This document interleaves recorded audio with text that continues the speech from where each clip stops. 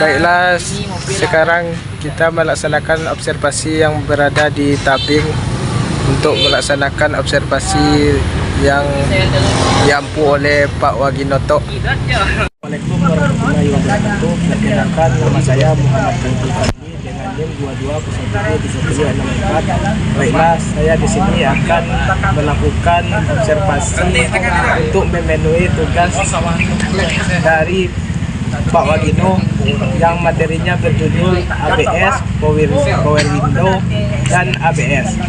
Baiklah, langsung saja masuk kepada video selanjutnya.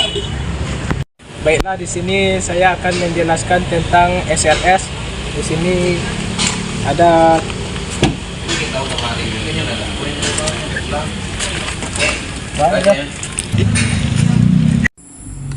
Baiklah, di sini yang pertama saya akan membahas tentang SRS.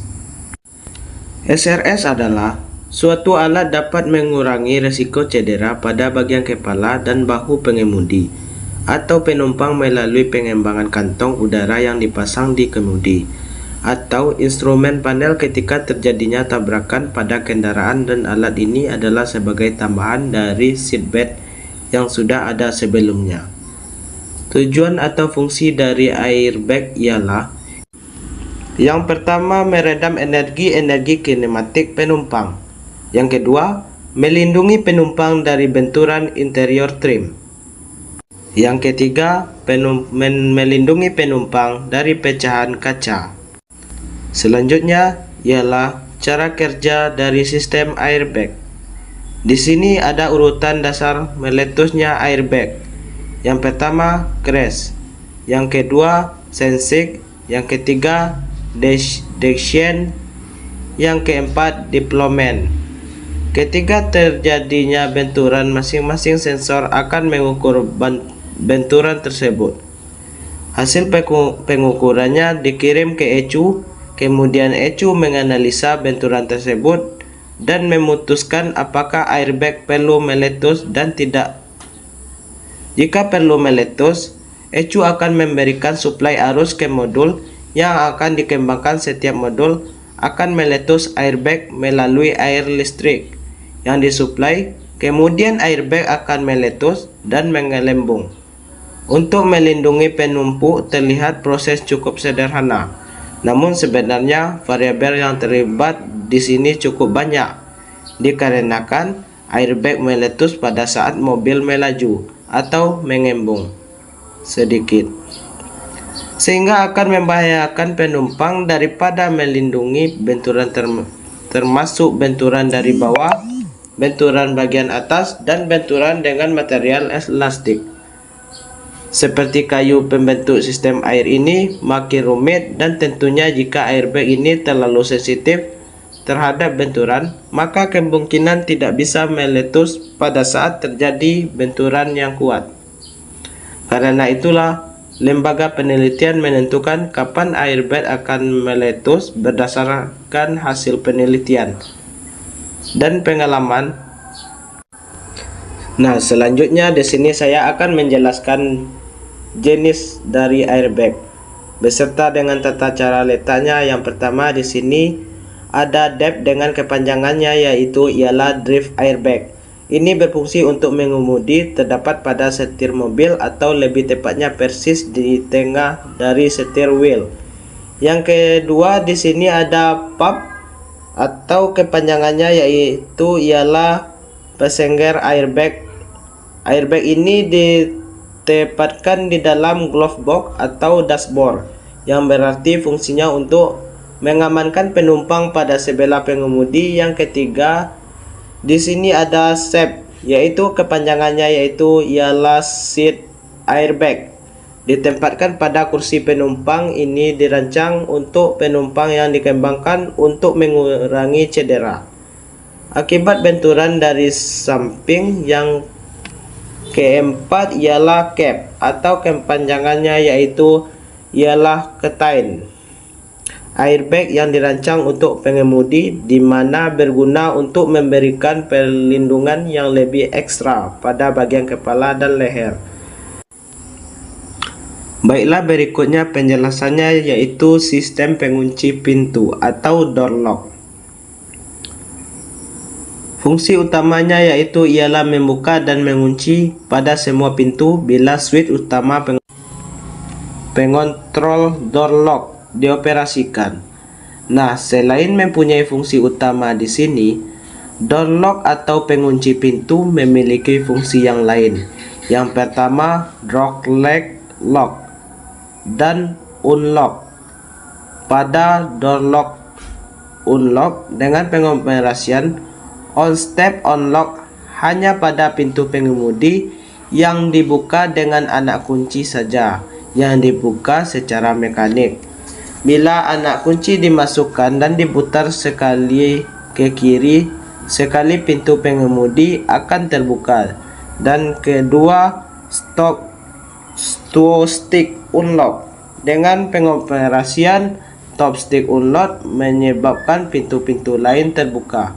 Jika pintu pengemudi akan terbuka bila anak kunci diputar sekali ke kiri dan bila anak kunci diputar sekali lagi ke kiri, dalam waktu 3 detik semua pintu akan terbuka.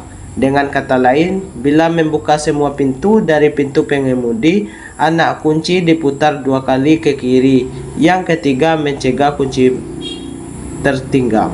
Pengunci pintu tanpa menggunakan anak kunci dapat dicegah bila anak kunci masih tertinggal di dalam ignition switch. Nah, yang keempat ialah sebagai pengaman bila kunci dilepas dari ignition switch dan pintunya telah dikunci baik dengan menggunakan anak kunci maupun tanpa anak kunci, maka pintu tidak dapat dibuka dengan menggunakan switch pengontrol door lock. Nah, di sini terdapat jenis-jenis dari door lock. Yang pertama, tipe magnetic lock. Tipe ini dapat mengatur pengunci semua pintu dari sisi pengemudi. Yang kedua, tipe penggerak motor lock. Tipe ini menggunakan motor sebagai penggerak untuk sistem door lock. Yang jenis terakhir ialah outlock. Jenis ini berada dengan tipe-tipe lain. Tipe ini adalah tipe sistem pengunci pintu yang bekerja sendiri apabila kendaraan berjalan dengan kecepatan 20 km. Akan masuk sesi wawancara dengan pemilik bengkel ini sendiri, yaitu Bang Arik. Nah, kita akan mengadakan sesi pertanyaan. Nah, untuk sesi pertanyaan yang pertama yaitu, Bang, gimana jika SRS drive airbag ini telah digunakan pada mobil yang pernah kecelakaan? Nah, apakah untuk benturan ataupun kecelakaan berikutnya yang terjadi, apakah SRS airbag ini bekerja atau ada pergantian pada RSS airbag ini, Bang? Kalau itu biasanya terjadi kalau telah terjadi ketabrakan atau kecelakaan, itu tuh biasanya sekali pakai aja. Setelah dia muncul balonnya, itu tidak bisa digunakan lagi SRS airbag lagi. Lebih baik itu diganti baru lagi. Yang biasa itu terjadi yang Bang temui. Baik, Bang, terima kasih, Bang. Oke, nah untuk pertanyaan yang kedua nih, Bang, bagaimana sih, Bang, kendala kerusakan yang sering Abang jumpai pada mobil dengan sistem bahan bakar EV, dari segi kerusakannya pada sensor ataupun alternatornya, Bang? Itu biasanya terjadi itu sensor CKP yang mulai lemah. Sensor CKP itu terkadang dia hidup pagi susah. Terus ketika dibawa jalan udah beberapa jam untuk perjalanan, itu tuh biasanya kadang-kadang mati sendiri mobil.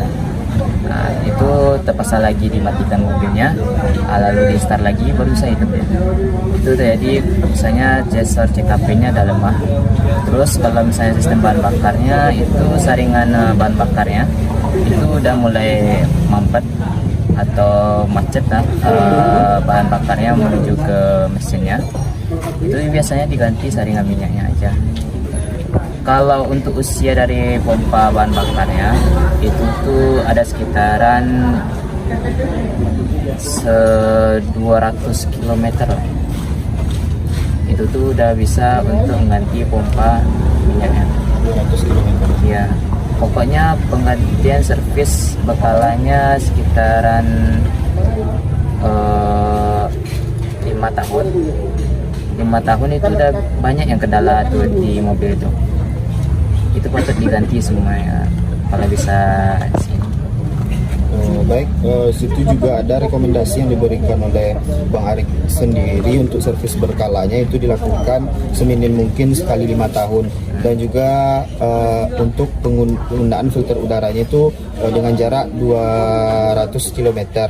Nah, juga untuk bagian sensor yang sering rusak itu sudah disampaikan tadi oleh Bang Arik, yaitu bagian sensor CKP-nya yang mulai lemah. Dan itulah bentuk kerusakan yang sering pada EV. Nah, kami lanjut ke pertanyaan yang ketiga nih, Bang. Bang, pada tuas persneling pada transmisi otomatis itu terdapat tanda atau simbol persneling, yaitu simbol S dan L, Bang. Apa sih kegunaannya biar orang awam juga mengerti? Kan juga jarang yang mengerti dari simbol S dan L. Jadi kalau simbol S itu biasanya untuk istilahnya kepanjangannya itu adalah sport. Itu mobil yang bisa melaju kencang, tidak sesuai dengan simbol D. Kalau D itu biasanya semacam pembawaan santai. Kalau D itu biasanya dari gigi 1 sampai gigi 5. Kalau sport itu biasanya untuk orang yang mau cepat atau ingin balap atau bisa pakai itu. Dan bisa juga itu S itu jadikan manual. Ya, sifatnya itu tripling matic ya. Nah, jadi bisa untuk mengganti giginya secara manual. Kalau L itu biasanya untuk pendakian di gigi 1 sampai gigi 2. Kalau itu dimasukkan di pendakian itu cocoknya di L. Kalau untuk D itu agak sulit untuk mendaki. Kadang dia slip bannya, jadi nggak terlalu sesuai dengan tanjakannya. Itu sesuai dengan dengan kondisi jalannya. Itu setelah disampaikan bahwa terdapat pada simbol S dan L. Nah, untuk fungsi L sendiri itu untuk sport, mana untuk kecepatan di atas rata-rata, untuk pengemudinya lebih cepat, dan L itu lebih difungsikan untuk kondisi jalan yang menanjak, lebih pas daripada posisi simbol transmisi persnelingnya yang di posisi D, sekitaran gigi 1 sampai 5 kata Bang Ari. Nah, kita masuk ke pertanyaan yang keempat nih, Bang. Bang, apa saja kelemahan pada sistem power window jika kendaraan mengalami kecelakaan, Bang? Itu biasanya kabel-kabel yang putus banyak kalau terjadi kecelakaan. Kalau biasanya kelemahan dari power window itu tidak ada, palingan dia motor window itu udah mulai kotor si dalam itu, berasnya udah mulai haus. Nah, itu bisa diganti persilnya, dan itu bisa untuk membersihkan motornya aja, atau istilah ada orang tuh servisnya aja motornya. Ya, selebihnya yang kayak tombol-tombolnya itu tuh jarang kena. Palingan itu ada unsur-unsur resistor, kapasitornya itu palingan itu kendala yang kerusakannya yang fatal lah dia. Oke, itulah bentuk penjelasan dari Bang Arik mengenai sistem power window, lemahnya pada saat kecelakaan. Ada juga yang berkaitan dengan sistem kelistrikannya, baik itu resistor ataupun kapasitornya. Nah, dan juga tadi ada juga yang berkaitan dengan motor dari power window itu sendiri. Nah, Bang, kami juga mau bertanya nih, Bang, satu lagi. Di mana sih, Bang, alamat bengkel dan nama bengkel Abang? Ini di Jalan Dr. Ahmad Mukhtar di Parku Tabing sebelah Asrama Haji. Nama bengkelnya itu Arik Service.